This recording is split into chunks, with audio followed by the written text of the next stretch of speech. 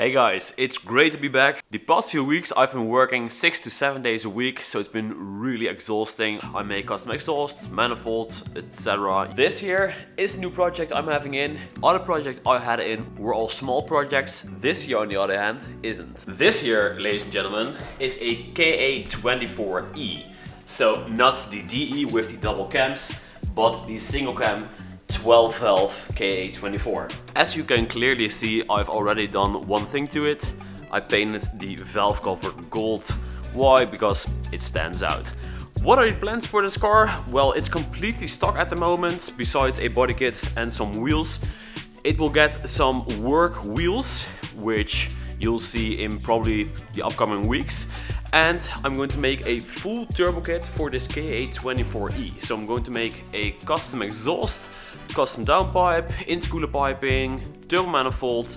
Yeah, everything we're going to build up from scratch, then bring it down to the dyno. The customer wants around 300 horsepower, so that's something we definitely will be able to achieve, since this is, after all, a 2.4 liter engine.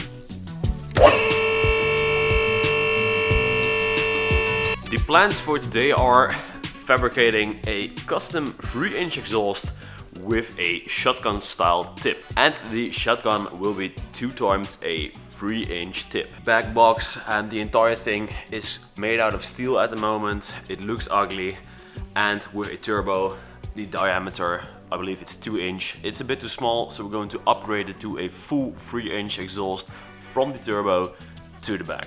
I have quite a lot of material in stock, but there was so much that I needed. I thought, let's order a bunch of elbows.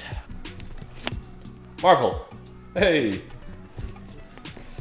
And my little Paparino had an accident, so he ran into something, and that's why he needs to chill down here and can't play outside. Too bad.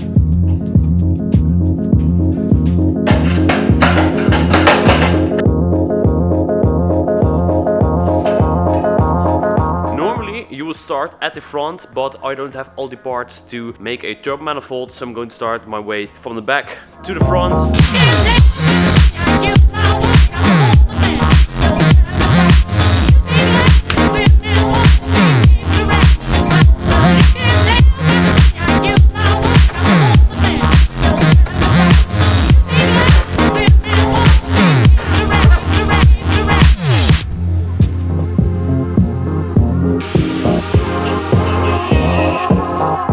Give the hanger 2 tacks or maybe even 1. I did it on both sides. Some filler rod to make sure that the angle is correct, because as you can see it's pretty close here.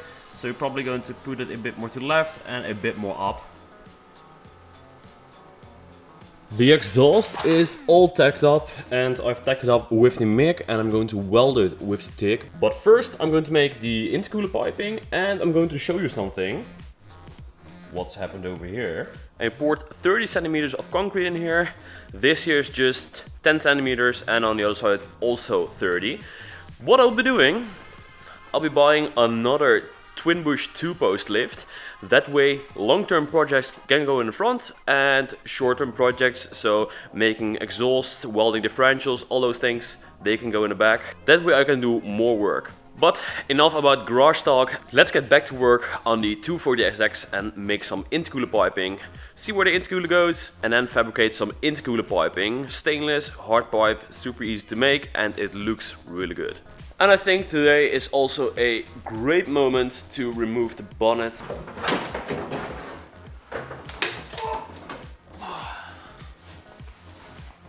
Well, there is plenty of room for an intercooler. The intercooler we're using is a medium-sized one, because the goals for this engine are only 300 horsepower. This here is the sizing of the intercooler. This is what I most of the times use. I believe it's 20 centimeters, and this here is around 65. But this here should hold up to anything to 350, maybe even 400 horsepower. You can get rid of the old airflow sensor and just install a tiny inlet air temperature sensor, which looks so much better. So we're quickly going to take this off, and then we can start fabricating all of the intercooler piping. And there are also 2 holes already, so we're probably going to use those and then see where we go from there.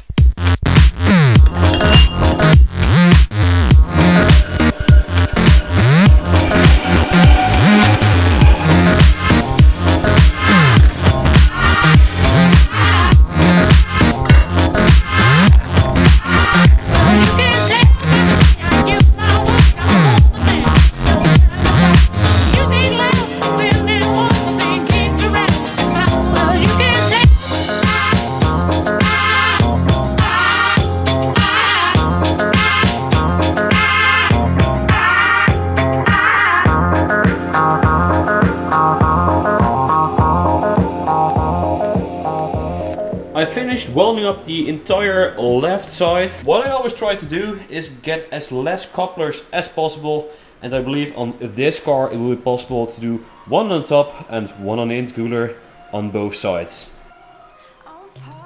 Sit. Good boy. Ah. The fitment is pretty good, so now we can move on to the other side, but first let's give you a look at how it looks.